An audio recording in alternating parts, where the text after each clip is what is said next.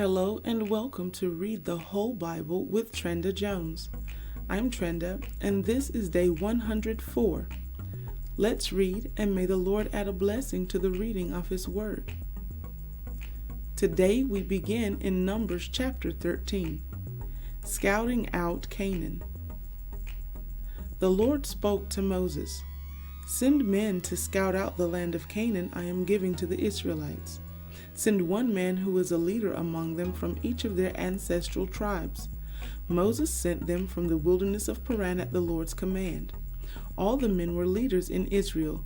These were their names: Shammua, son of Zakur, from the tribe of Reuben; Shaphat, son of Hori, from the tribe of Simeon; Caleb, son of Jephunneh, from the tribe of Judah; Igal, son of Joseph, from the tribe of Issachar; Hoshea, son of Nun, from the tribe of Ephraim; Palti, son of Raphu, from the tribe of Benjamin; Gadiel, son of Sodi, from the tribe of Zebulun; Gadi, son of Susi, from the tribe of Manasseh, from the tribe of Joseph; Amiel, son of Gemali, from the tribe of Dan; Sethur, son of Michael, from the tribe of Asher; Nabi, son of Nabi, son of Vophsi, from the tribe of Naphtali; Geuel, son of Maki, from the tribe of Gad. These were the names of the men Moses sent to scout out the land, and Moses renamed Hoshea, son of Nun, Joshua. When Moses sent them to scout out the land of Canaan, he told them, "Go up this way to the Negev, then go up into the hill country. See what the land is like and whether the people who live there are strong or weak, few or many. Is the land they live in good or bad? Are the cities they live in encampments or fortifications? Is the land fertile or unproductive? Are there trees in it or not? Be courageous. Bring back some fruit from the land." It was the season for the first ripe grapes. So they went up and scouted out the land from the wilderness of Zin as far as Rehob near the entrance to Hamath. They went up through the Negev and came to Hebron, where Ahiman, Shishai, and Talmai, the descendants of Anak, were living. Hebron was built 7 years before Zoan in Egypt. When they came to Eshcol Valley, they cut down a branch with a single cluster of grapes, which was carried on a pole by 2 men. They also took some pomegranates and figs. That place was called Eshcol Valley because of the cluster of grapes the Israelites cut there. At the end of 40 days, they returned from scouting out the land. Report about Canaan. The men went back to Moses, Aaron, and the entire Israelite community in the wilderness of Paran at Kadesh. They brought back a report for them and the whole community, and they showed them the fruit of the land. They reported to Moses, "We went into the land where you sent us.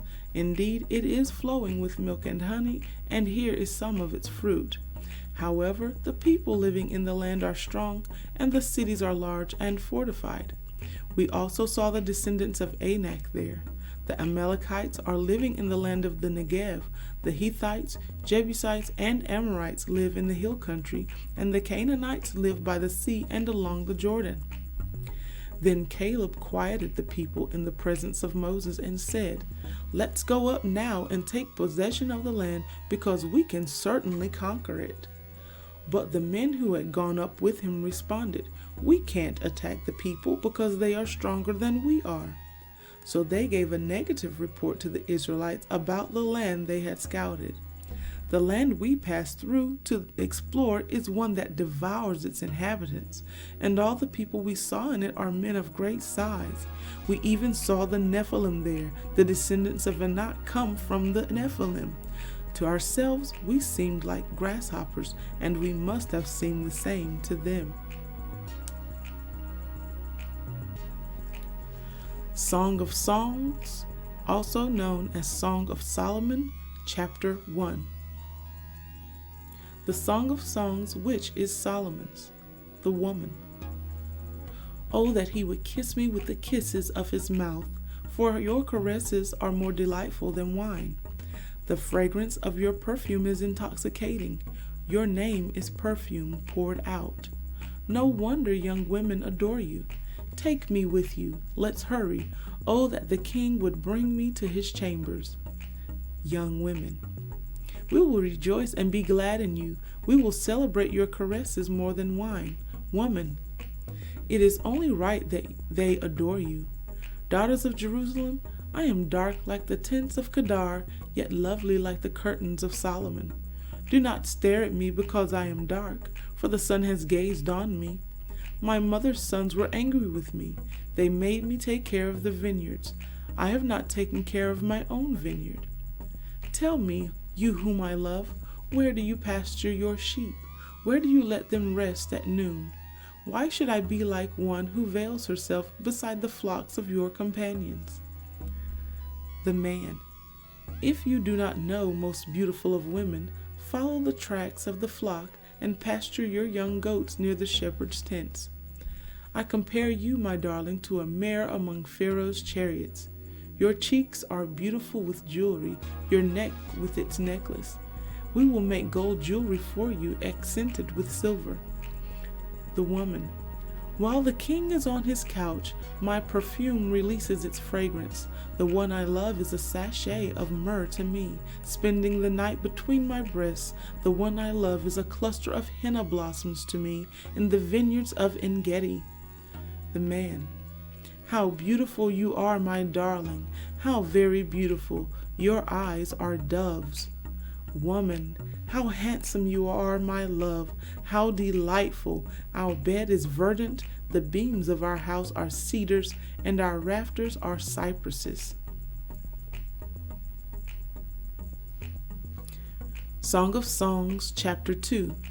I am a wildflower of Sharon, a lily of the valleys. Like a lily among thorns, so is my darling among the young women.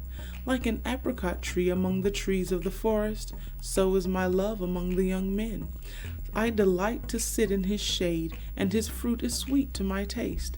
He brought me to the banquet hall, and he looked on me with love. Sustain me with raisins, refresh me with apricots, for I am lovesick.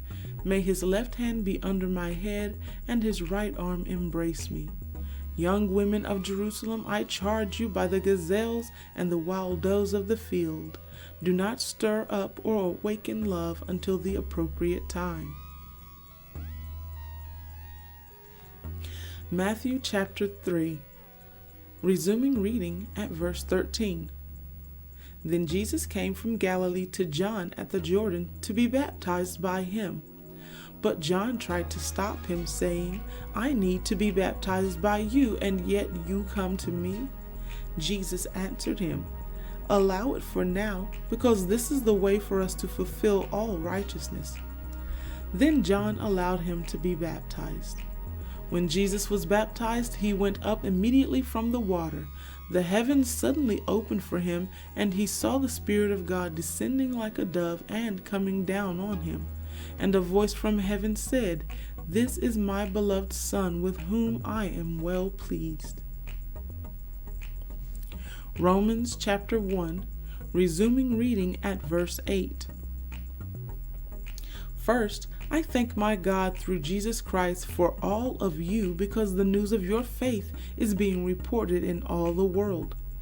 God is my witness, whom I serve with my spirit in telling the good news about his Son, that I constantly mention you, always asking in my prayers that if it is somehow in God's will, I may now at last succeed in coming to you. For I want very much to see you, so that I may impart to you some spiritual gift to strengthen you, that is, to be mutually encouraged by each other's faith, both yours and mine. Now I don't want you to be unaware, brothers and sisters, that I often planned to come to you, but was prevented until now, in order that I might have a fruitful ministry among you, just as I have had among the rest of the Gentiles. I am obligated both to Greeks and barbarians, both to the wise and the foolish. So I am eager to preach the gospel to you also who are in Rome. For I am not ashamed of the gospel, because it is the power of God for salvation to everyone who believes, first to the Jew and also to the Greek. For in it the righteousness of God is revealed from faith to faith. just as it is written, the righteous will live by faith. Psalm 104. God the Creator. My soul, bless the Lord. Lord my God, you are very great. You are clothed with majesty and splendor. He wraps himself in light as if it were a robe, spreading out the sky like a canopy, laying the beams of his palace on the waters above, making the clouds his chariot, walking on the wings of the wind, and making the winds his messengers, flames of fire his servants. He established the earth on its foundations. It will never be shaken. You covered it with the deep as if it were a garment. The water stood above the mountains. At your rebuke the water fled. At the sound of your thunder they hurried away. Mountains rose and valleys sank to the place you established for them. You set a boundary they cannot cross. They will never cover the earth again. He causes the springs to gush into the valleys. They flow between the mountains. They supply water for every wild beast. The wild donkeys quench their thirst. The birds of the sky live beside the springs. They make their voices heard from the foliage. He waters the mountains from his palace. The earth is satisfied by the fruit of your labor. He causes grass to grow for the livestock and provides crops for man to cultivate, producing food from the earth, wine that makes human hearts glad, making his face shine with oil, and bread that sustains human hearts. The trees of the Lord flourish, the cedars of Lebanon that he planted. There the birds make their nests, storks make their homes in the pine trees. The high mountains are for the wild goats. The cliffs are a refuge for hyraxes. He made the moon to mark the festivals. The sun knows when to set. You bring darkness and it becomes night when all the forest animals stir. The young lions roar for their prey and seek their food from God. The sun rises. They go back and lie down in their dens. Man goes out to his work and to his labor until evening. How countless are your works, Lord! In wisdom you have made them all. The earth is full of your creatures. Here is the sea, vast and wide, teeming with creatures beyond number, living things both large and small. There the ships move about, and Leviathan, which you formed to play there. All of them wait for you to give them their food at the right time. When you give it to them, they gather it. When you open your hand, they are satisfied with good things.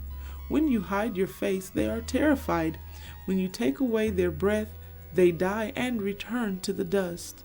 When you send your breath, they are created, and you renew the surface of the ground. May the glory of the Lord endure forever. May the Lord rejoice in his works. He looks at the earth and it trembles. He touches the mountains and they pour out smoke. I will sing to the Lord all my life. I will sing praise to my God while I live. May my meditation be pleasing to him. I will rejoice in the Lord. May sinners vanish from the earth and wicked people be no more. My soul bless the Lord. Hallelujah. And this concludes our reading of day 104. Thank you for joining me here today, and may God bless you as we read again tomorrow for day 104. And may the Lord add a blessing to the reading of his word.